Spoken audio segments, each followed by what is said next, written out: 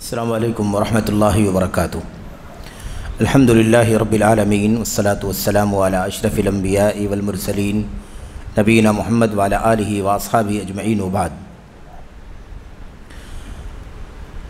جدید مناہج کی حقیقت کے اس سلسلے میں جو پچھلے مہینوں سے جاری ہے، اس سلسلے کا آج کا جو ہمارے سامنے موضوع ہے، عنوان ہے، وہ سوال نمبر 37 ہے، اور یہ سوال اور اس کا جواب جدید مناہج کے ضمن میں پہلی بار آیا ہے۔ یعنی بعض موضوعات تو ایسے ہیں جو اختصار کے ساتھ یا جزوی طور پر اس سے پہلے آ چکے ہیں، کہیں تفصیل سے آئے ہیں، کہیں اختصار کے ساتھ، لیکن یہ جو موضوع ہے جو اس سوال میں موجود ہے وہ اس کتاب میں پہلی مرتبہ آیا ہوا ہے، اور اس پر جو ہے وہ شیخ صالح بن فوزان بن عبداللہ الفوزان اور اسی طریقے سے تعلیق لگانے والے نے اچھی طرح سے گفتگو کی ہے۔ اور حقیقت یہ ہے کہ یہ جو مسئلہ ہے یہ اس دور کے اہم ترین اور سنگین مسائل میں سے ہے۔ مسئلہ کیا ہے؟ ڈرامے جو ہوتے ہیں، مسرحیات جس کو عربی میں کہتے ہیں، تمثیل، ڈرامہ کرنا، نقالی کرنا کسی کی، یا اسی طریقے سے کسی کی شکل یا ہیئت یا حالت وغیرہ کو لوگوں کے سامنے پیش کرنے کی کوشش کرنا۔ آپ سوچیں کہ آج کل ڈرامے وغیرہ کو بہت ہی یعنی ہلکے میں لیا جاتا ہے، اسے کوئی سنگین کام نہیں سمجھا جاتا۔ عام بات ہے ڈرامہ کرنا یا ڈرامے تیار کرنا، کروانا، ڈرامے والے پروگرام وغیرہ کی ترتیب دینا، بلکہ یہ چیز اب دھیرے دھیرے اسکولوں سے، بلکہ یعنی عصری اسکولوں میں تو ہے عام، عسکری اسکولوں سے نکل کر جو عصری اور دینی دونوں ناموں سے اسکول چلتے ہیں اس میں بھی بڑی تیزی کے ساتھ یہ چیز عام ہو رہی ہے۔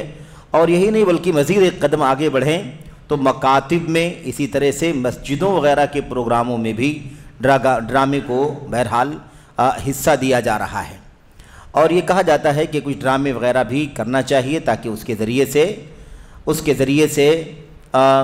لوگوں کے دلوں میں، یا کہہ لیجیے کہ بچوں کے ذہنوں میں دلچسپی پیدا ہو، انہیں اچھا لگے اور وہ کھیل کود کریں۔ تو یہ چیز اس طرح سے عام ہوتی جا رہی ہے۔ آج کل صورتحال ایسی ہے کہ لوگ اصل نہیں دیکھنا چاہتے،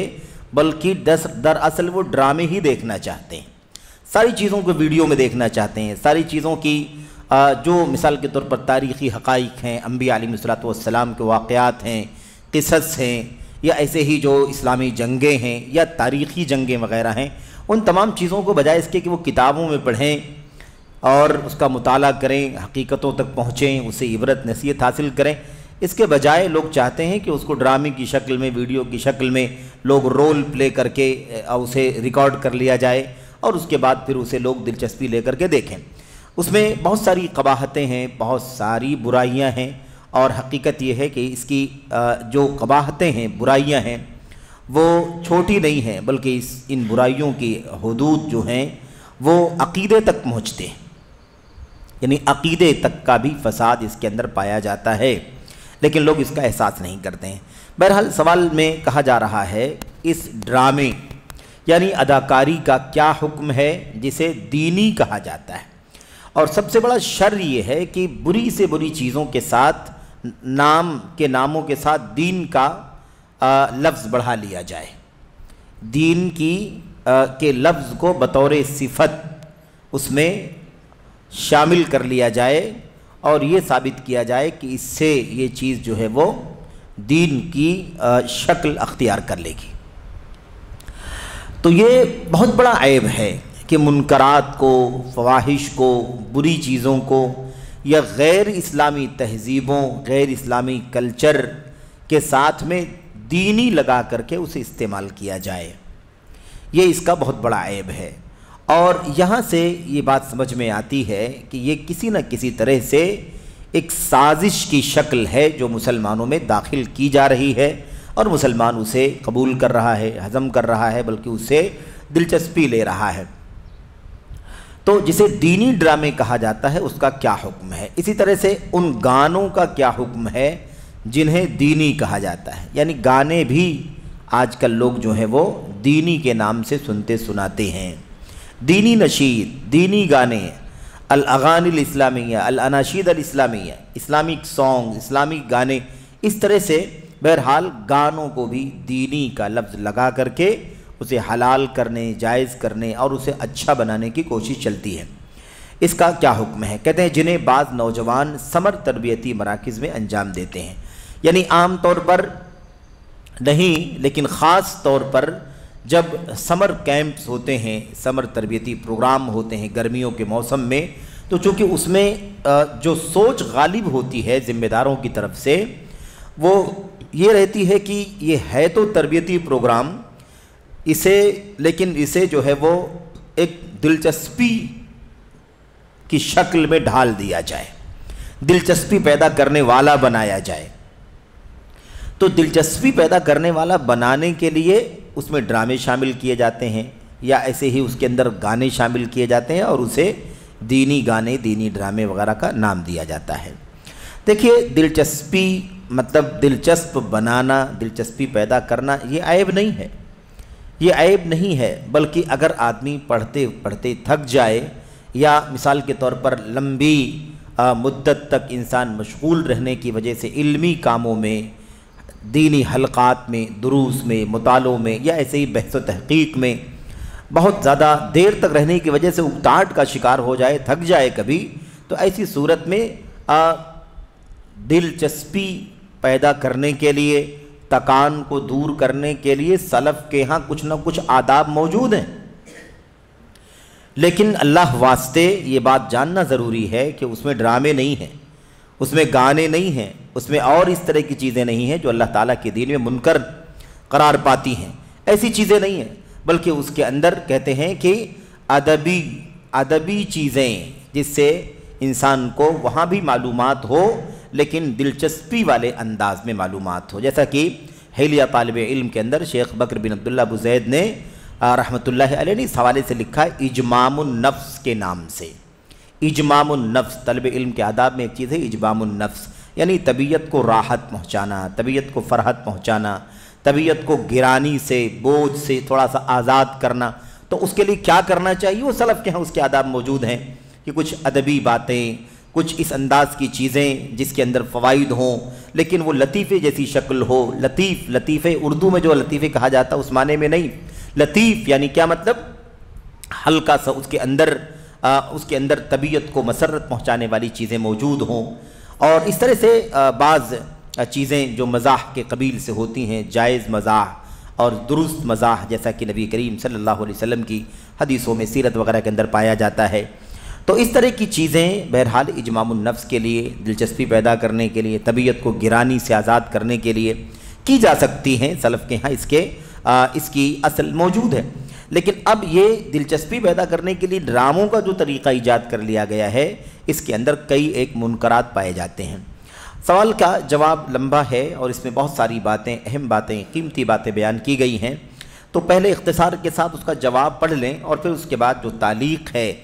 ہمارے شیخ جمال بن فرحان الحارثی رحمۃ اللہ علیہ کی، اس تفصیل کو بھی انشاءاللہ تبارک و تعالی ہم پڑھیں گے، اور اس میں خود کئی ایک علماء کی تصریحات، ان کی وضاحتیں، ان کی تحریریں انشاءاللہ تبارک و تعالی آئیں گی، اور یہ بھی معلوم پڑے گا کہ ڈرامے آئے کہاں سے مسلمانوں میں۔ ظاہر ہے کہ پوری تاریخ کا مطالعہ کر لیا جائے، اللہ تبارک و تعالیٰ کے دین میں قرآن، سنت، صحابہ کی سیرت میں کہیں ہم کو ڈرامے دکھائی نہیں دیتے،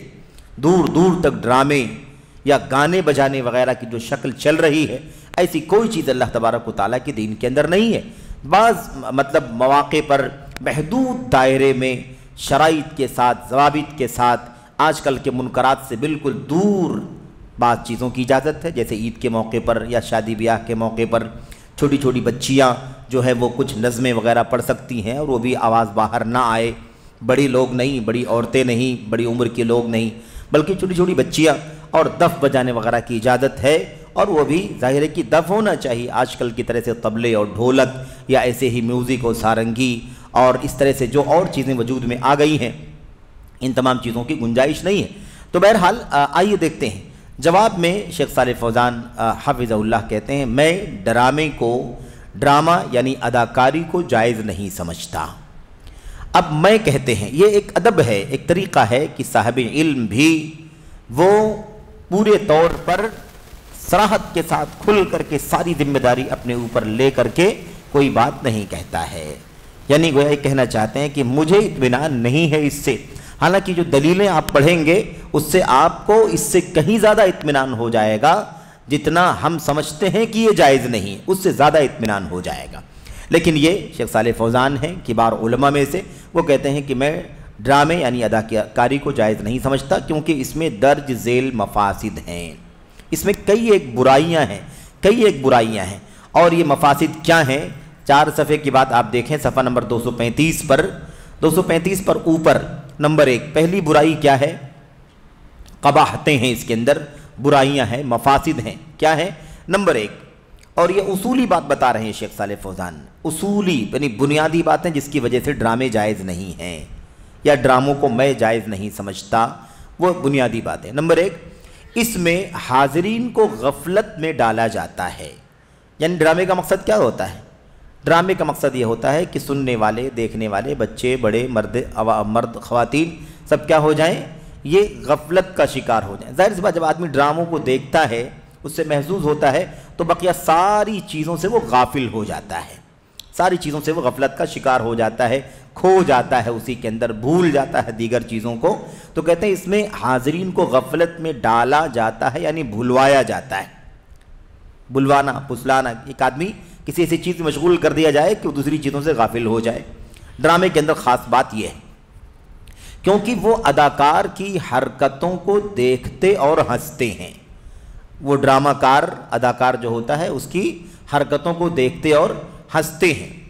اس کے بعد کہتے ہیں چنانچہ زیادہ تر ڈراموں کا مقصد صرف تسلی اور حاضرین کو بھلانا ہوتا ہے، یہ ایک پہلو ہے، پہلی بات یہی ہے۔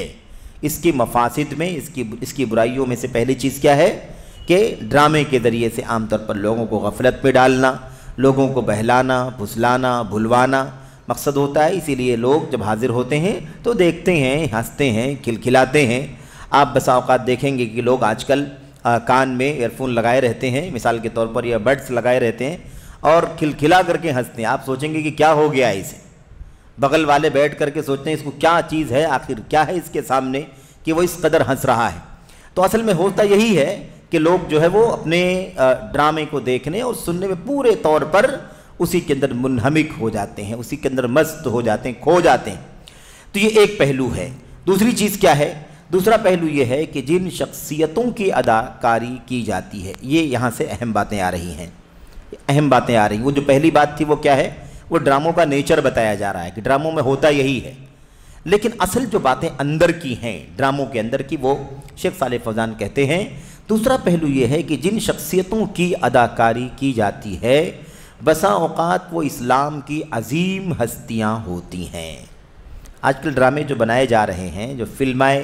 فلمائے جا رہے ہیں،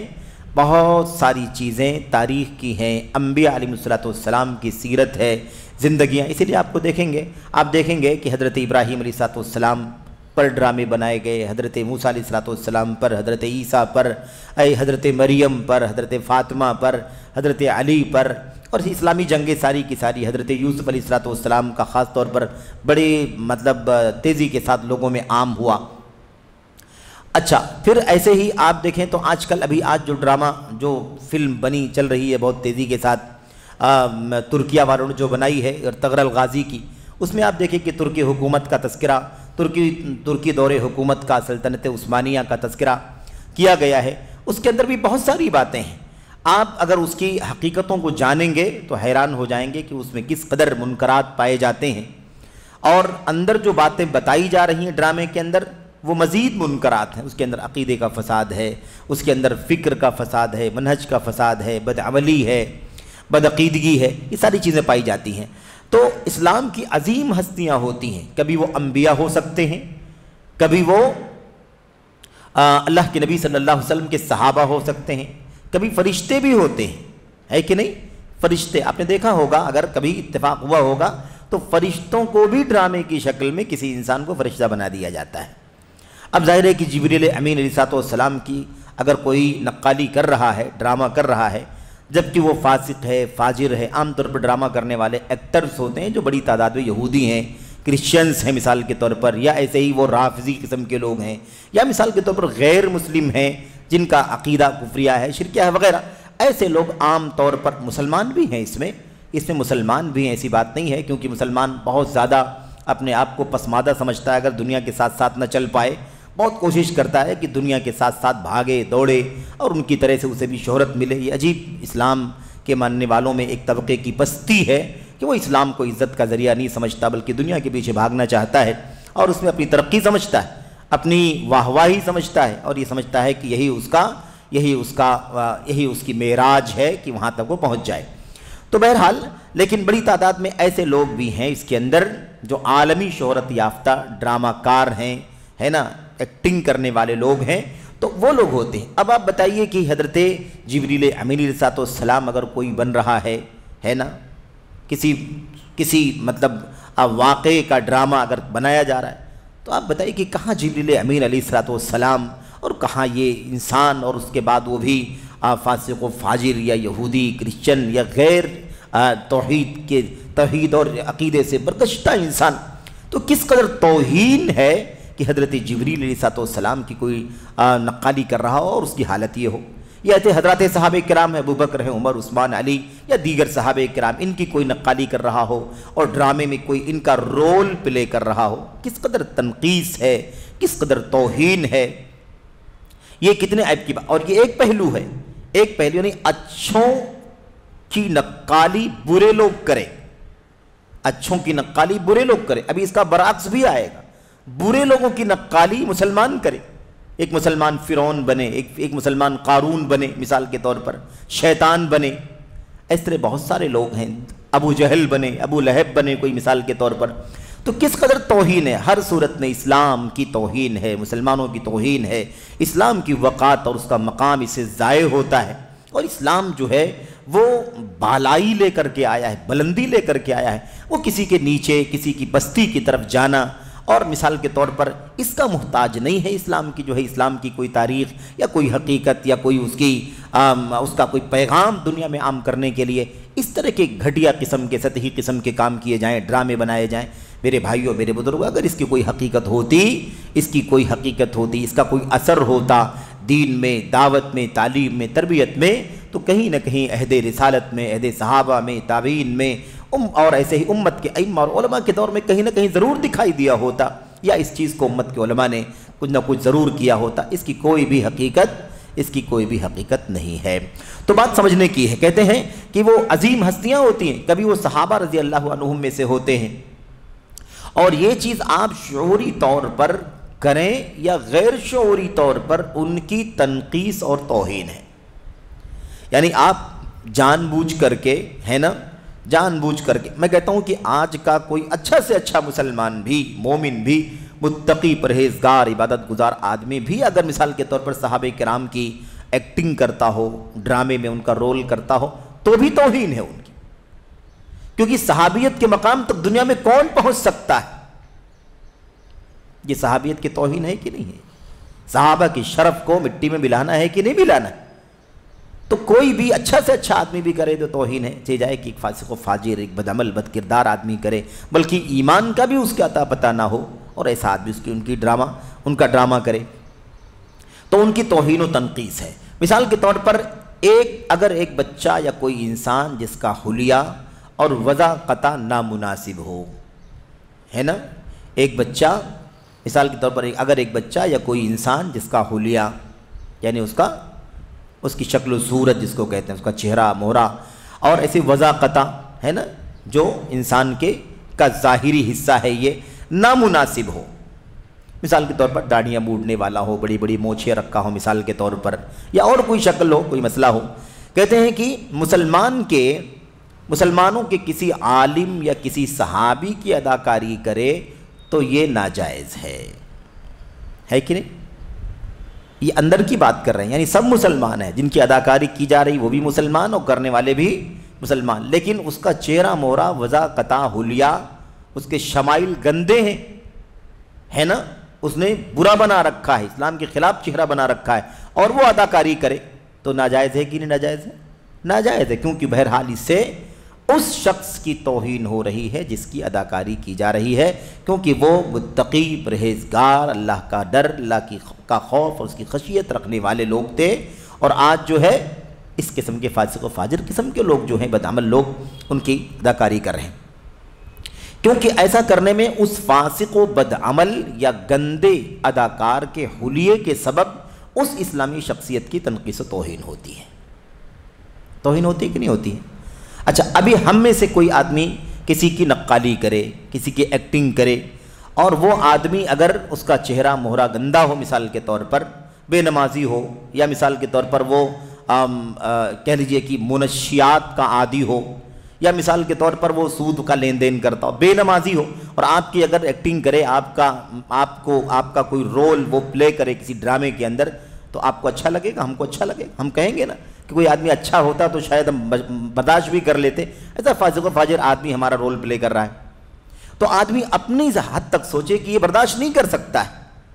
تو بھلا کیسے اس بات کو گوارا کرتا ہے کہ اللہ کے نبی کے صحابی کی کوئی عکاسی کرے، اس کی نقالی کرے، یا مثال کے طور پر کسی صاحب علم، صاحب فضل کی کوئی ڈرامہ کاری کرے؟ کس کی گنجائش؟ اس کی گنجائش کہاں سے نکل سکتی ہے؟ تو یہ ہے، چنانچہ اگر کوئی شخص آ کر آپ کی اداکاری کرے، آپ کے چلنے کی طرح چلے، یا آپ کی گفتگو کی نقالی کرے، تو کیا یہ آپ کو اچھا لگے گا؟ شیخ صالح فوزان کہتے ہیں کہ آپ کو اچھا لگے گا، یا آپ اسے اپنی توہین اور بے عزتی شمار کریں گے؟ آپ اس کو اپنی توہین یا بے عزتی شمار کریں گے۔ کہتے ہیں اگرچہ بذا میں خیش یعنی منمانی اس اداکار کا مقصد بہتر ہو، ایسا ہو سکتا ہے کہ جو اداکاری کر رہا ہے آپ کی ہماری، وہ کوئی اچھی چیز بتانے کے لیے بھی کر رہا ہو، تب بھی یہ کام ہمیں اچھا نہیں لگے گا، ہمیں خراب لگے گا، ہمیں اپنی بے عزتی لگے گی، تنقیص لگے گی، لیکن لوگ اس بات کو پسند نہیں کرتے کہ کوئی ان کی تنقیص کرے۔ تو ایک پہلو تو یہ ہو گیا۔ اچھا، اس کے بعد دوسرا پہلو شیخ کہہ رہے ہیں تیسرا اور آخری پہلو، تیسرا اور سب سے خطرناک پہلو کیا ہے؟ وہ یہ ہے کہ بعض لوگ کہتے ہیں کہ بعض اداکار کسی کافر شخص کی اداکاری کرتے ہیں، یہ اس کا برعکس پہلو ہے، یعنی برے لوگوں کی اداکاری نیک لوگ کرتے ہیں، کافروں کی اداکاری مسلمان کرتے ہیں، یا نیک کاروں کی اداکاری بدکار بدعمل قسم کے لوگ کرتے ہیں، یہ اس کا بہت ہی زیادہ منکر پہلو ہے۔ تو یہ کہ بعض اداکار کسی کافر شخص کی اداکاری کرتے ہیں، جیسے ابو جہل ہے، یا ایسے ہی فرعون وغیرہ ہے۔ اب ظاہر سی بات ہے کہ حضرت موسیٰ علیہ السلام کی فلم جو بنائی گئی ہے نا، جو ڈرامہ فلم وہی ہے نا، مطلب اس کی عکاسی کی جا رہی ہے، اس کو اس پوری صورتحال کو پیش کرنے کے لیے کچھ لوگوں کو رول کرنے کے لیے تیار کیا گیا، اور اس کی مشق کرائی گئی، اور اس کے بعد اس کو فلمایا گیا اور لوگوں کو دکھایا جا رہا ہے۔ یہ جو کام چل رہا ہے، آپ سوچئے کہ ظاہر ہے کہ موسیٰ اور فرعون کے واقعے میں کوئی نہ کوئی فرعون بنا ہے کہ نہیں بنا ہے، اور کوئی نہ کوئی موسیٰ بھی بنا ہے۔ تو جو موسیٰ بنا ہے، اگر وہ کوئی فاسق و فاجر بدعمل یا غیر مثال کے طور پر مومن ہے، تو ایسی صورت میں وہ فرعون حضرت موسیٰ کی توہین کر رہا ہے کہ نہیں کر رہا ہے؟ اور کوئی شخص اگر فرعون بنا ہوا ہے، فرعون کا رول پلے کر رہا ہے، اور وہ مسلمان ہے، تو بتائیے کہ وہ اسلام کی توہین کر رہا ہے کہ نہیں کر رہا ہے؟ تو دونوں صورتوں میں، ایک ہی واقعے میں دونوں چیزیں ہمیں ملتی ہیں۔ ایسے اور بھی جتنے واقعات ہیں، جتنے ڈرامے بنائے جا رہے ہیں، فلمیں بنائی جا رہی ہیں، ان سب کے اندر یہ پہلو پایا جاتا ہے۔ کہتے ہیں اور ان کی کفریاں باتیں بولتے ہیں، یہ کتنا خطرناک مسئلہ ہے، آپ بتائیے کتنا خطرناک مسئلہ ہے۔ الا من اکرہ وقلبہ مطمئن بالایمان ولکن من شرح بالکفر صدرا، اللہ تبارک و تعالیٰ فرماتا ہے جسے مجبور کر دیا گیا ہو کفریہ بات کہنے پر، تو اللہ تبارک و تعالیٰ اس کی گرفت نہیں کرے گا۔ ولیکن من شرح بالکفر صدرا، لیکن جو دل کھول کر کے، سینہ کھول کر کے کفر بولتا ہو، اس کے لیے عذاب ہے کہ نہیں عذاب ہے؟ اب کون سی مجبوری ہے بتائیے؟ ان ڈراموں میں کون سی مجبوری ہے کہ وہ کفریہ باتیں اپنی زبان پر لاتے ہیں؟ ڈرامہ کرنے والے، اداکاری کرنے والے ایکٹرز جو ہوتے ہیں، ظاہر سی بات ہے کہ کہ جو کچھ ان کافروں نے، ان مشرکوں نے، یا ایسے ہی ان ظالم جابر بادشاہوں نے اپنی زبانوں سے باتیں کہی ہیں، ان سب کو اپنی زبان پر لاتے ہیں۔ اتنا خطرناک مسئلہ ہے۔ آدمی اختیاری طور پر بلا کسی دباؤ کے، بلا کسی جبر کے، پوری مطلب ہے نا، پورے اختیار کے ساتھ، پورے اطمینان کے ساتھ کیا کرتا ہے؟ کفریہ باتیں اپنی زبان پر لاتا ہے۔ تو یہ بہت بڑا عیب ہے۔ ان کا گمان یہ ہوتا ہے کہ وہ اس پر رد کرنا چاہتے ہیں، اس پر رد کرنا چاہتے ہیں۔ عام طور پر ڈرامے جو بنائے جاتے ہیں ہے نا، وہ یہ ثابت کرنا چاہتے ہیں کہ جیسے اس زمانے میں پیش آیا تھا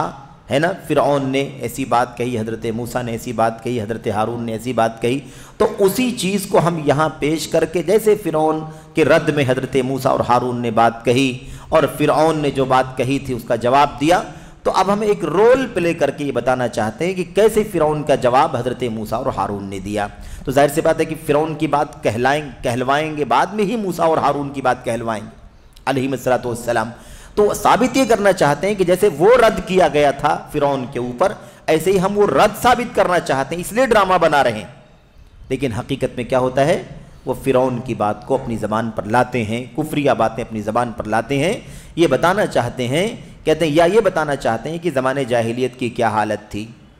تو زمانے جاہلیت کی کیا حالت تھی یہ بتانے کے لیے وہ حالت اپنی زبان سے، اپنی حرکتوں سے پیش کرنے کی کیا ضرورت ہے؟ کتابوں میں لکھا ہوا ہے، اسے پڑھ لیا جائے، تاریخ میں درج ہے، اسے دیکھ لیا جائے، احادیث رسول کے اندر اس کا نقشہ کھینچا گیا ہے، قرآن کریم کے اندر جاہلیت کی بہت ساری باتیں اللہ تبارک و تعالیٰ نے بیان کی ہیں، ہمیں اسے پڑھنا چاہیے، علم حاصل کرنا چاہیے، ہمارے لیے کافی ہے۔ اچھا، کہتے ہیں یہ کافروں کی مشابہت ہے۔ اگر یہ ثابت کرنا چاہتے ہیں کہ ہم ہے نا کیا کرنا چاہتے ہیں، زمانے جاہلیت کی حالت لوگوں کے سامنے پیش کرنا چاہتے ہیں، تو یہ کافروں کی مشابہت ہے، کیونکہ ظاہر سی بات ہے کہ اس کا اسلام سے کیا تعلق ہے؟ جاہلیت اور کفر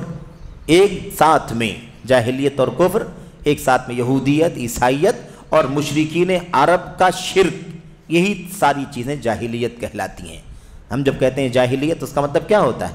اہل کتاب، یہود، نصارہ اور ایسے مشرکین عرب، یہی اصل میں جاہلیت ہے۔ اور جو بھی کہتے ہیں من شاک لہم، جو بھی ان کی طرح سے کام کر رہا ہو، وہ بھی جاہلیت کے اندر شامل ہے۔ تو یہ کافروں کی مشابہت ہے، جبکہ نبی کریم صلی اللہ علیہ وسلم نے کفار و مشرکین کی مشابہت اختیار کرنے سے منع فرمایا ہے، اور ہم بہت ساری حدیثیں جانتے ہیں، جیسا کہ نیچے وہ باتیں آئیں گی بھی۔ یہ شخصیت کی مشابہت بھی ہے اور ان کی گفتگو کی بھی، یعنی شخصیت کی بھی مشابہت ہے، کیونکہ حلیہ بھی وہی بنایا جاتا ہے نا، حلیہ بھی وہی بنایا جاتا ہے۔ اگر وہ شخص جس کی اداکاری کی جا رہی ہے وہ کافر ہے، تو اداکاری کرنے والا کافر بن کر کے وہ کام کرتا ہے، جو باتیں وہ بولا ہے، جو باتیں اس نے بولی ہیں وہ باتیں یہ بھی بولتا ہے۔ اگر اس نے داڑھی موڑ رکھی ہے تو یہ داڑھی موڑ کر کے رول پلے کرتا ہے۔ اگر اس نے مونچھیں بڑی بڑی کر کے مونچھیں بڑی بڑی رکھنے والا وہ آدمی تھا، تو آج کا مسلمان اداکاری کرنے کے لیے مونچھیں بڑی بڑی کر لیتا ہے، خواہ وہ اصلاً کر لیتا ہو یا اس کے لیے جو آج کل آرٹیفیشیل آتا ہے بنا ہوا، اسے وہ استعمال کرتا ہے۔ بہرحال اداکاری میں یہ ساری چیزیں ہوتی ہیں، اور یہ تمام کی تمام چیزیں منکرات کے قبیل سے۔ ایک اور بہت بڑا عیب ہے، اور بہت سارے عیوب ہیں، ایک دو نہیں۔ شیخ صالح فوزان حفظہ اللہ نے چند اہم باتیں یہاں پر بیان کر دی ہیں۔ ایک بہت بڑا عیب جو اور سمجھ میں آتا ہے وہ یہ ہے کہ اگر آپ نے کوئی ڈرامہ دیکھ لیا، کوئی فلم اگر آپ نے دیکھ لی، حضرت موسیٰ فرعون کی، مثال کے طور پر حضرت ابراہیم علیہ السلام اور قارون کی، یا اور اس طرح کی کوئی بھی چیز اگر آپ نے دیکھ لی، یا حضرت یوسف علیہ السلام اور کیا نام ہے ان کے بھائیوں کی، اور وقت کے جو حاکم تھا مصر کا، مثال کے طور پر وغیرہ وغیرہ، اگر آپ نے ان سب چیزوں کو دیکھا ہے نا، تو ایک سب سے بڑا عیب ہے کہ جب آپ یہ نام قرآن میں، سنت میں، سیرت میں، تاریخ میں جب آپ پڑھیں گے تو آپ کے ذہن میں وہی تصویر آتی ہے جو آپ نے ڈرامے میں دیکھا ہوا ہے۔ یہ کس قدر عیب کی بات ہے کہ آپ جب فرعون کا تذکرہ پڑھیں گے تو آپ کے ذہن میں وہ شکل آئے گی جو آپ نے ڈرامے میں دیکھا ہوا ہے۔ آپ موسیٰ علیہ السلام کا جب نام پڑھیں گے اور واقعے سے آپ گزریں گے تو آپ کو وہ تصویر آپ کے ذہن میں آئے گی کہ ہم نے وہی حضرت موسیٰ علیہ السلام ہے۔ ایسے وہی حضرت یوسف علیہ السلام، جبکہ وہ کون ہیں جن کی تصویریں آپ نے دیکھی ہیں؟ وہ یہودی ہیں، وہ کرسچن ہیں، وہ رافضی ہیں، وہ بدین ملحد قسم کے لوگ ہیں اکثر و بیشتر، کیونکہ اکثر و بیشتر اداکاری عالمی شہرت یافتہ جو لوگ کرتے ہیں وہ اسی قبیل سے اور اسی قسم کے لوگ ہوا کرتے ہیں۔ تو بہرحال یہ ایک بہت بڑا اس کا عیب ہے کہ آپ جو ہے ایک بہت عظمت والی شخصیت کو بھلا دیے ہیں، اور آپ اس کا نام جب سنتے ہیں تو آپ کو یہ آدمی یاد آتا ہے، یہ تصویر آپ کے ذہن میں آتی ہے۔ آپ بتائیے کہ وہ عظمت جو آپ کے دلوں میں چھپی ہوئی ہے، راز میں تھی، تب وہ عظمت والی تھی، آپ نے کسی شخص کو اس کی شبیہ بنا دیا تو وہ شخصیت ہلکی ہو گئی کہ نہیں ہو گئی؟ یہ بہت عجیب و غریب چیز ہے۔ آپ کسی کو نہیں دیکھے ہوتے ہیں نا، کسی شخص کو آپ نے نہیں دیکھا اور آپ اس کے بارے میں بہت کچھ سنتے ہیں، وہ فلاں ایسا ہے، فلاں ایسا ہے، فلاں ایسا ہے، اور ایک بار آپ کو برسوں کے بعد دیکھنے کا اتفاق ہو جائے اور وہ آدمی جب آپ اس کو دیکھیں تو آپ کے ذہن میں جو تصور تھا اس کے مطابق وہ اگر آپ کو نہ ملے تو آپ دیکھنے کے بعد کہتے ہیں یہی ہے، اس کو تو میں بہت بڑا سمجھتا تھا، آج دیکھا تو سمجھ میں آیا کہ اس کی یہ حالت ہے۔ تو آپ تو ہم اس کا تصور اچھی طرح سے کر سکتے ہیں کہ ہم حضرت موسیٰ علیہ السلام کا مقام، کلیم اللہ علیہ السلام، حضرت یوسف الذی اعطی شطر الحسن، جن کو آدھا حسن دیا گیا تھا اللہ تبارک و تعالیٰ کی طرف سے۔ آپ بتائیے کہ اب آدھا حسن دیا گیا تھا، کیا کوئی ڈرامہ کر سکتا ہے حضرت یوسف علیہ السلام کا؟ کس کو ڈھونڈ کر کوئی لائے گا جس کو آدھا حسن دیا گیا ہو؟ ہے ہی نہیں دنیا میں کوئی۔ جس کا مطلب یہ ہے کہ آپ کسی حسین لڑکے کو یا کسی حسین شخص کو جس کو ڈرامے میں لایا گیا ہو، آپ جب اس کو دیکھیں گے تو آپ کے ذہن میں آئے گا کہ یہی یوسف علیہ السلام ہے۔ تو میرے بھائیوں، میرے بزرگوں، اکثر و بیشتر جن ڈرامہ کاروں کو، اداکاروں کو آپ جانتے ہیں، سنتے ہیں، اگر آپ ان کی سیرت کا پتہ لگائیں، ان کے حلیے کا پتہ لگائیں، یا اس کے بارے میں آپ پتہ لگائیں کہ وہ کون ہے، کہاں کا ہے، اس کا دھرم کیا ہے، اس کا عقیدہ کیا ہے، تو آپ کو اکثر و بیشتر وہ یہودی، عیسائی، رافضی یا ایسے ہی بدعقیدہ قسم کے لوگ ملیں گے، بے دین ملحد قسم کے لوگ ملیں گے۔ تو یہ ساری چیزیں ہیں۔ اس کے بعد شیخ صالح فوزان کہتے ہیں کہ اس میں ایک قباحت یہ بھی ہے، یعنی ایک عیب اور برائی یہ بھی ہے کہ دعوت کا یہ طریقہ نبی کریم صلی اللہ علیہ وسلم کا طریقہ ہے، نہ ہمارے اسلاف کا۔ یہ طریقہ نہ ہمارے نبی کا ہے، نہ ہمارے سلف صالحین کا، اور نہ ہی مسلمانوں کا۔ آج کل جو بعض دینی اداروں میں بہت زیادہ میڈیا کا استعمال ہو رہا ہے، اس میں ایک شکل یہ بھی در آ رہی ہے، یعنی رس رس کر کے جگہ بنا رہی ہے اندر، اور لوگ بڑی کوشش بھی کر رہے ہیں کہ اس کے جواز کا فتویٰ مل جائے، یا فلاں نے جائز فتویٰ دیا ہے، جواز کا فتویٰ دیا ہے، تو اس سے بہرحال سہارا لیتے ہوئے لوگ یہ کام کر رہے ہیں اور کرنے کی کوشش کر رہے ہیں کہ دینی معلومات، سود کی حرمت ہے مثال کے طور پر، یا ایسے رشوت کی حرمت ہے، یا جھوٹ کی حرمت ہے، یا غیبت کی حرمت ہے مثال کے طور پر، یا چوری ہے وغیرہ، اس طرح کی چیزوں کو ثابت کرنے کے لیے لوگ ڈرامے بنا رہے ہیں۔ دینی ادارے والے بھی، خاص طور پر جو چینلز وغیرہ چلاتے ہیں، ان کے یہاں ایک عجیب و غریب مجبوری آ جاتی ہے کہ وہ سوچتے ہیں کہ کسی طریقے سے ہے نا ہمارے چینل سے لوگ زیادہ سے زیادہ لوگ جڑیں، زیادہ سے زیادہ لوگوں کو دلچسپی اس سے پیدا ہو اور لوگ اس طرف راغب ہوں۔ اس کوشش میں وہ بہت سارے راستے تلاش کرتے ہیں کہ کون سا راستہ ملے۔ تو مسئلہ یہ ہے کہ اب دعوت کے کام میں ان اداکاریوں کی کیا گنجائش ہے؟ دعوت کے کام میں اب یہ دعوت کا کام اللہ تبارک و تعالیٰ نے انبیاء اور انبیاء کے بعد امت کے علماء کے حوالے کر دیا ہے، یہ تو بالکل اپنی جگہ پر طے ہے، اٹل ہے، مسلم ہے۔ لیکن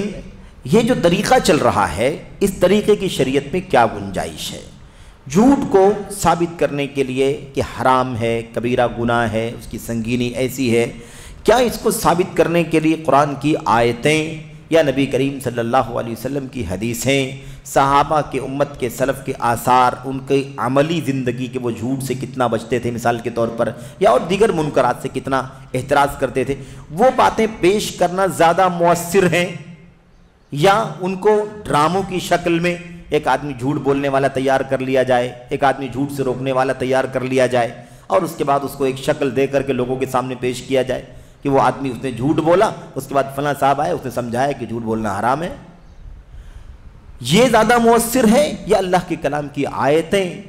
اسی انداز سے پڑھی جائیں، سمجھائی جائیں، اللہ کے نبی کی حدیثیں اسی انداز سے پڑھی جائیں، سمجھائی جائیں، اس کی سنگینی خطرناکی واضح کی جائے، جہنم کی وعیدیں پیش کی جائیں کہ اللہ تبارک و تعالیٰ کے یہاں جھوٹا لکھ دیا جائے گا، مسلسل جھوٹ بولنے والے کا اللہ تبارک و تعالیٰ کے یہاں تذکرہ جھوٹوں میں کر دیا جائے گا۔ کتنا خطرناک مسئلہ ہے یہ، بے حیائی تک لے جانے والی چیز ہے، فجور تک لے جانے والی چیز ہے، جہنم میں جلنے کا سبب ہے یہ۔ تو یہ ساری چیزیں زیادہ مؤثر ہیں یا ڈرامہ بنا کر کے؟ پھر آپ دیکھیں کہ جو ڈرامے بنائے جاتے ہیں نا، جو ڈرامے بنائے جاتے ہیں، جو اداکاریاں کی جاتی ہیں اور اس کو فلما کر کے لوگوں کے سامنے پیش کیا جاتا ہے، یہ بار بار فلمانے کی بات میں اس لیے کہہ رہا ہوں کہ آج فلموں کا دور ہے، میڈیا کا، ویڈیو کا اور میڈیا کا دور ہے۔ وہ زمانہ گیا جب ویڈیو نہیں تھا، میڈیا نہیں تھا، تو لوگ یوں پریکٹیکل سامنے جو ہے نا، یعنی کیا کہتے ہیں ہم لوگ، ارے مباشر براہ راست لوگ ڈرامے کیا کرتے تھے، ایک تیاری ہوا کرتی تھی، فلاں یہ کام کرے گا، فلاں یہ کام کرے گا، اور پھر وہ سامنے ڈرامے پیش کیے جاتے تھے۔ آج بھی اسکولوں مدرسوں میں پیش کیے جاتے ہیں، لیکن وہ بہت محدود ہے، اس کا دائرہ بڑا وسیع ہے، ساری دنیا کے اندر یہ پھیلا ہوا ہے۔ تو بہرحال اس میں ہوتا یہ ہے کہ ٹھیک ہے، وہ آدمی جھوٹ کی تنبیہ کر رہا ہے، رشوت سے تنبیہ کر رہا ہے، لیکن ایک طرف یہ ہے، دوسری طرف اس کی شکل اگر آپ دیکھیں گے تو وہ داڑھیاں موڑنے والا آدمی ہے۔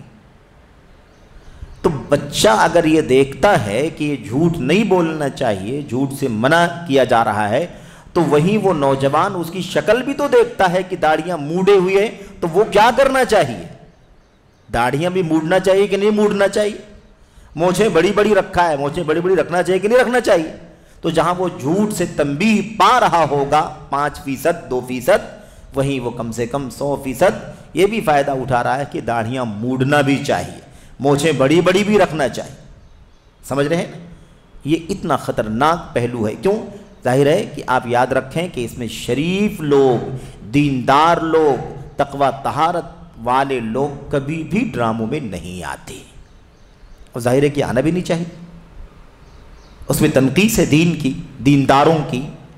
ایسے ہی نیکی اور شرافت کی توہین ہے، اس لیے ظاہر ہے کہ ایسے لوگوں کو اس میں آنا بھی نہیں چاہیے، اور نہیں آتے ہیں الحمدللہ۔ اکثر و بیشتر نادر کوئی ایسی چیز پائی جائے گی کہ اس قسم کے لوگ کر رہے ہوں، ورنہ عام طور پر لوگ اس سے دور ہیں۔ تو یہ بڑا خطرناک مسئلہ ہے۔ یہ دعوت کا طریقہ نہ اللہ کے نبی کے زمانے میں تھا کہ جھوٹ سے آگاہ کرنے کے لیے ڈرامے بنائے جائیں، سود سے آگاہ کرنے کے لیے ڈرامے بنائے جائیں، فلمیں تیار کی جائیں، اس کے لیے لوگ رول کریں، لوگ اداکاری کریں، اور پھر اس کے بعد لوگوں کے درمیان اس کو عام کیا جائے۔ ایسی کوئی بھی چیز اللہ کے نبی کے زمانے میں نہیں تھی، نہیں ہوئی۔ ٹھیک ہے، میڈیا نہیں تھا، لیکن سامنے بھی یہ کام نہیں کیا گیا۔ قول رسول، فعل رسول، سیرت رسول، یہ ہمارے لیے کافی ہے،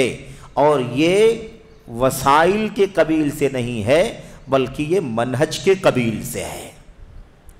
وسیلہ ایک الگ چیز ہے اور منہج ایک الگ چیز ہے۔ وسیلہ یہ ہے، ہم نے یہ میڈیا استعمال کر رکھا ہے، ہم نے مائک استعمال کیا ہوا ہے، ہم نے پنکھے استعمال کر رکھے ہیں، ہم نے انٹرنیٹ کی فیسلٹی اور اس پر چینل استعمال کر رکھا جس کے ذریعے سے یہ وسائل ہے۔ لیکن اس حق کو حق ثابت کرنے کے لیے، باطل کو باطل ثابت کرنے کے لیے جو کام ہم کریں گے وہ منہج ہے، وسیلہ نہیں ہے، وہ منہج ہے۔ قرآن، سنت، صحابہ کی سیرت، یہ ہمارے لیے دعوت کے اصول اور منہج ہیں۔ اس کے علاوہ ہمیں آگے نہیں جانا ہے۔ یہ ہمیں اچھی طرح سمجھ لینا چاہیے کہ وسائل میں اور ایسے ہی مناہج میں خلط ملط نہیں ہونا چاہیے۔ مناہج توقیفی ہیں، مناہج دعوت کا منہج توقیفی ہے۔ یہ اپنی رائے، اپنے خیال، ہمارے اپنے انتخاب، ہماری اپنی سوچ، اس بنیاد پر ڈیپینڈ نہیں ہے کہ جس کے جو سمجھ میں آئے وہ طریقہ اختیار کر لے اور یہ ثابت کرے کہ ہم دین پھیلانا چاہتے ہیں، ہم لوگوں کو نیکی کی طرف رغبت دلانا چاہتے ہیں، ہم لوگوں کو برائی سے آگاہ کرنا چاہتے ہیں۔ اس کے لیے طریقہ جو ہے وہ طے ہے، اس میں کوئی نیا طریقہ نہیں نکالا جا سکتا۔ وسائل کا استعمال کیا جا سکتا ہے، ہم اخبار کا استعمال کریں، ہم کتابوں کا استعمال کریں، ہم پمفلیٹ کا استعمال کریں، ہم انٹرنیٹ کا استعمال کریں، کیمرے کا استعمال کریں، چینل کا استعمال کریں، ویڈیوز استعمال کریں، آڈیوز استعمال کریں، یہ سب وسائل ہیں۔ لیکن منہج دعوت طے ہے، اس کے اندر کوئی اپنی طرف سے بڑھانے گھٹانے کی گنجائش نہیں۔ توقیفی یعنی جتنا ہے اسی پر رک جانا ہے، اسی پر ٹھہر جانا ہے۔ تو اس میں وسائل اور مناہج میں خلط ملط بھی نہیں ہونا چاہیے۔ اگر ہم نے خلط ملط کر دیا تو دنیا میں جتنا طریقہ چل رہا ہے سب کا سب دین بنا دیا جائے گا، اور ظاہر ہے کہ اس کی کوئی گنجائش اللہ تبارک و تعالیٰ کے دین میں نہیں ہے۔ یہ ڈرامے اور اداکاریاں بیرونی ممالک اب یہ شیخ یہ بتا رہے ہیں کہ یہ مسلمانوں میں آیا کہاں سے؟ یہ جواب کے کئی پہلو ہیں، جواب کے کئی پہلو کہہ رہے ہیں یہ ڈرامے اور اداکاریاں بیرونی ممالک یعنی کافروں کے ذریعہ متعارف ہوئی ہیں۔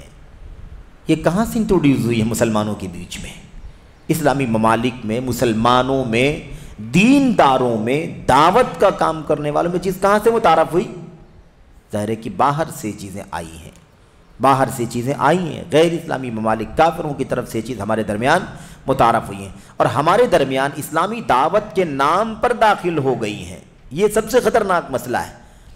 یعنی وہ چیز منکر ہو اس کا احساس پورے طور پر ختم کر دیا گیا ہے، بلکہ منکر تو دور کی بات ہے، اسے ایک نیک کام، کار خیر بنا کر کے مسلمانوں میں ڈال دیا گیا۔ کتنا بڑا عیب ہے منکر کو معروف سمجھنا، معروف کو منکر سمجھنا، خیر کو شر سمجھنا، شر کو خیر، حق کو باطل، باطل کو حق۔ اس سے بڑا فساد اور کیا ہو سکتا ہے؟ اللہم ارنا الحق حقا وارزقنا اتباعہ وارنا الباطل باطلا وارزقنا اجتنابہ۔ حق کو حق دکھا، اس پر چلنے کی توفیق عطا فرما، باطل کو باطل دکھا، اسے اجتناب کی توفیق عطا فرما۔ کہتے ہیں حتی یصیر المنکر معروفا والمعروف منکرا، حالات ایسے ہو جائیں گے، دلوں کے اندر ایسے بگاڑ آئے گا کہ معروف منکر بن جائے گا اور منکر معروف بن جائے گا، یہ صورتحال ہو جائے گی۔ تو یہ خطرناک مسئلہ، اللہ کے نبی نے فرمایا تھا نا کہ حالات ایسے ہو جائیں گے کہ سنتیں گم ہو جائیں گی، بدعتوں کا چلن اتنا عام ہو جائے گا کہ انہیں بدعتوں کو سنت سمجھ لیا جائے گا اور ان بدعتوں کو چھوڑا جائے گا تو کہنے والے کہیں گے طریقت السنہ، یہ دیکھو سنتوں کو چھوڑا جا رہا ہے۔ حالات اس طرح سے بگڑیں گے، نہیں کہہ سکتے کہ یہی وہ دور ہے، لیکن دور آ رہا ہے، تیزی کے ساتھ حالات بدل رہے ہیں اور یہی شکل دھیرے دھیرے دنیا کے اندر اختیار کی جا رہی ہے اور یہی راستہ لوگوں نے پکڑا ہوا ہے۔ تو یہ ڈرامے اداکاریاں غیر مسلم ممالک سے متعارف ہوئی ہیں اور ہمارے درمیان اسلامی دعوت کے نام پر داخل ہو گئی ہیں، انہیں دعوتی وسائل میں شمار کرنا صحیح نہیں ہے۔ یہ دیکھیے، دعوتی وسائل میں شمار نہیں کر سکتے اس کو، کہ یہ بھی ایک طریقہ ہے، اس راستے سے بھی دعوت عام کی جائے، اسے دعوتی وسائل میں شمار کرنا صحیح نہیں ہے۔ شیخ کہتے ہیں کیونکہ دعوتی وسائل الحمدللہ توقیفی، وسائل بمعنی مناہج، یہاں وسائل کا بمعنی مناہج ہے، یعنی دعوت کے وسائل توقیفی ہیں، یعنی اس کے مناہج توقیفی ہیں اور اس طریقے سے بے نیاز ہیں، اس طریقے سے بے نیاز ہیں۔ یہ طریقہ نہیں ہے، جو طریقہ ہے وہی طریقہ، اور طریقے کو ہی منہج کہتے ہیں، منہج کو طریقہ، طریقے کو منہج۔ اسی لیے آپ یہاں پر بات سمجھ میں آ گئی نا کہ کہتے ہیں کہ یہ اور اس طریقے سے بے نیاز ہیں، یعنی جو اسلامی طریقے ہیں، اسلامی مناہج ہیں، وہ مناہج اس منہج سے بے نیاز ہے، اس منہج کی اس طریقے کی انہیں کوئی ضرورت نہیں ہے۔ اسی لیے ہم نے عرض کیا کہ وسائل بمعنی مناہج ہے، وسائل بمعنی طرق ہے، طریقے۔ مختلف ادوار میں دعوت اللہ کا مشن، مختلف زمانوں میں، مختلف دوروں میں دعوت اللہ کا مشن ان ڈراموں کے بغیر بھی کامیاب رہا ہے۔ بھئی آج یہ سب چیزیں وسائل آ گئے تو لوگ ڈرامے بنانے لگے، سوال یہ پیدا ہوتا ہے کہ 1433 43 44 سال یہ ہو رہے ہیں، آج سے اگر یہ 10 20 50 سال نکال دیے جائیں، بلکہ 50 سال تو نہیں، 10 20 سال اگر صرف نکال دیے جائیں جو یہ دور ہے، تو اس سے پہلے دعوت کا کام کیسے ہوتا تھا؟ اور یہ شرح بھی ہم دیکھ سکتے ہیں کہ دنیا میں انہی کتابوں کو پڑھ کے، خطبے دے کے، نصیحت کر کے، تقریریں کر کے، سبق پڑھا کے، مساجد کے اندر، مدارس کے اندر، حلقات کے اندر جتنی اصلاح کا کام ہوتا تھا،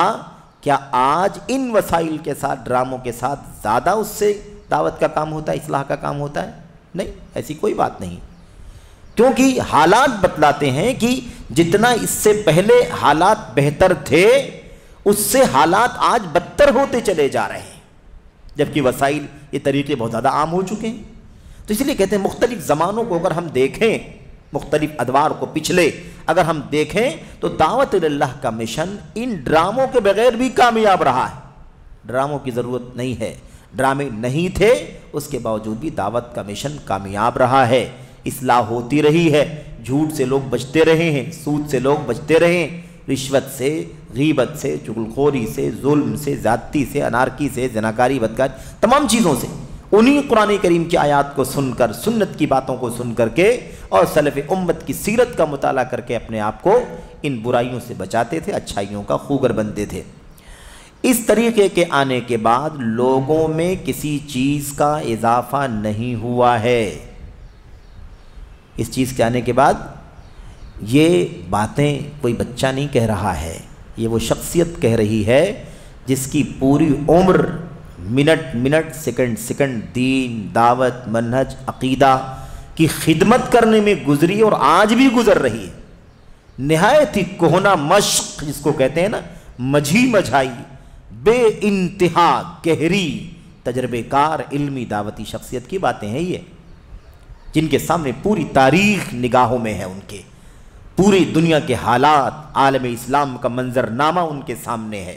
کہاں کیسے حالات چلے، کب چلے، کیا برائیاں کیا اچھائیاں پھیلیں، کس کے ذریعے سے پھیلیں، کون سے وسائل کب تھے، کون سے وسائل بعد میں آئے، سب پر اچھی نظر ہے۔ وہ شیخ صالح فوزان کہہ رہے ہیں ہمارے سامنے، کہہ رہے ہیں کہ اس طریقے کے آنے کے بعد لوگوں میں کسی چیز کا اضافہ نہیں ہوا ہے، لوگوں میں کسی چیز کا اضافہ نہیں ہوا ہے، یعنی ایسا نہیں ہوا کہ وسائل آ گئے تو بہت بڑا کام ہو گیا، اس سے پہلے نہیں ہوتا تھا، ایسی کوئی بات نہیں ہے۔ یعنی بات سمجھنے کی یہ ہے کہ دائرہ بڑھا ہوگا، یعنی دور تک چیزیں پہنچی ہوں گی، یہ تو ٹھیک ہے، لیکن اصلاحی کام کوئی بڑا ہوا ہو، کوئی چینجنگ آئی ہو، ایسا کچھ بھی نہیں ہوا ہے۔ ورنہ اس سے کس کو انکار ہے کہ میڈیا نے وسائل، میڈیا نے مطلب اپنے دائرے بہت وسیع کر لیے، چند منٹوں نہیں بلکہ سیکنڈوں میں آدمی نہ جانے کتنی دور تک پہنچ جاتا ہے، کتنے افراد تک، کتنے ملکوں تک، ہے کہ نہیں؟ اس میں تو کوئی شک نہیں ہے، ان وسائل سے یہ ہوا ہے، لیکن دعوت کا کام، اصلاح کا کام کوئی بہت نمایاں ہو گیا ہو، بہت نمایاں تبدیلی ہو گئی ہو، ایسا کچھ بھی نہیں ہوا، یہ کہنا چاہتے ہیں شیخ۔ نہ ہی اس کا کوئی اثر ہوا ہے، یہ ایک پہلو ہے کہ اس کا کوئی اثر نہیں ہوا ہے، کہ اس سے خیر بہت زیادہ پھیلا ہو، ڈراموں سے، اداکاری سے، ایکٹنگ سے، ایسا کچھ نہیں ہوا ہے۔ دوسرا پہلو یہ ہے کہ اس کے نقصانات ضرور عام ہوئے ہیں دنیا کے اندر، اس کے نقصانات، اس کا شر، اس کا فساد دنیا کے اندر بہت زیادہ عام ہوا، اس کا اثر رہا ہے۔ شیخ کہتے ہیں اس سے معلوم ہوتا ہے کہ یہ سلبی طریقہ ہے، یہ طریقہ پوزیٹیو نہیں ہے بلکہ نگیٹیو ہے، منفی ہے، یہ سلبی ہے، مثبت نہیں ہے، ایجابی نہیں ہے، محض نقصان کے سوا اس میں کوئی فائدہ نہیں ہے، محض نقصان کے سوا اس میں کوئی فائدہ نہیں۔ آپ اس جملے پر غور کریں، شیخ صالح فوزان کیا کہنا چاہتے ہیں؟ کہنا یہ چاہتے ہیں اس میں نقصان کے سوا کوئی فائدہ نہیں، یعنی جو فائدہ ہے اس کے اندر اس میں کوئی اضافہ نہیں، وہ فائدہ اس کے بغیر بھی ہم کو پہلے سے حاصل ہوتا رہا ہے، تو جو ملنا چاہیے خیر وہ تو ویسے ہی ہے، اور شر بڑھ رہا ہے، اس لیے صاف کہتے ہیں کہ اس میں شر کے سوا کوئی فائدہ نہیں ہے، کیونکہ فائدہ نہیں اس کے اندر، جو کام اس سے پہلے ہوتا تھا وہی آج بھی ہو رہا ہے، اس میں کوئی اضافہ ہو گیا ہو ایسا کچھ بھی نہیں ہے۔ آگے کہتے ہیں اب اگر کوئی کہے، اب یہ آخری نقطہ ہے، جواب کے اندر کئی پہلو ہیں، آپ دیکھیے کئی پوائنٹ پر شیخ نے بات کی، اب یہ آخری جو پوائنٹ ہے وہ کیا ہے؟ وہ شبہات کا جواب ہے، اور یہ گہرے علم کی مالک شخصیتیں، گہرا تجربہ کرنے والی شخصیتیں جب کوئی مختصر بات بھی کہتی ہیں نا تو اس میں بھی جواب کے سارے پہلو آ جاتے ہیں۔ اب آخری پہلو اس کے اندر یہ ہے کہ کوئی اعتراض کرنے والا اعتراض کر سکتا ہے، کوئی دلیل لے کر کے آ سکتا ہے کہ یہ دیکھو یہ دلیل ہے، اور آپ کہتے ہیں کہ اداکاری نہیں کر سکتے، ڈرامہ نہیں کر سکتے، کوئی کسی کی نقالی نہیں کر سکتا، کوئی کسی کے بھیس میں نہیں آ سکتا، کوئی کسی کی شکل، کوئی کسی کا حلیہ اختیار نہیں کر سکتا، آپ کہہ رہے ہیں، یہ دیکھیے دلیل ہمارے سامنے ہے۔ اور کہتے ہیں نا کہ ڈوبتے کو تنکے کا سہارا، جس کو جو کام کرنا ہوتا ہے وہ دلیلیں تلاش کرنے میں لگا رہتا ہے، اور یہ باتیں شیخ جو کہہ رہے ہیں اس کو پیش کیا گیا ہے، پیش کرنے والوں نے اس کو پیش کیا ہے۔ دیکھیے اب اس کا بھی جواب شیخ دے رہے ہیں، رد کر رہے ہیں، جواب دے رہے ہیں کہ اگر کوئی یہ اعتراض کرے تو اس کا جواب کیا ہے۔ کہتے ہیں کہ اب اگر کوئی کہے کہ فرشتے بھی آدمیوں کی شکل اختیار کرتے ہیں، فرشتہ انسان کی شکل میں آتا ہے، جبریل امین علیہ السلام دحیہ کلبی کی شکل میں آیا کرتے تھے، تو اگر فرشتہ انسان کی شکل میں آ سکتا ہے تو انسان کی شکل کیوں نہیں اختیار کر سکتا ہے؟ وہ اس کی عکاسی کیوں نہیں کر سکتا ہے؟ وہ اس کی طرح سے کیوں نہیں بن کر کے آ سکتا ہے نہیں وہ موسیٰ، لیکن موسیٰ علیہ السلام بن کر کے آئے تو کیا برائی کی بات ہے؟ اس کے اندر حضرت جبریل علیہ السلام انسان کی شکل میں آیا کرتے تھے۔ اب یہاں سے مطلب استدلال سہارا کی یہاں پر شکل اختیار کرنے کا ثبوت مل رہا ہے، تو ہم بھی ڈرامے میں یہی کرتے ہیں،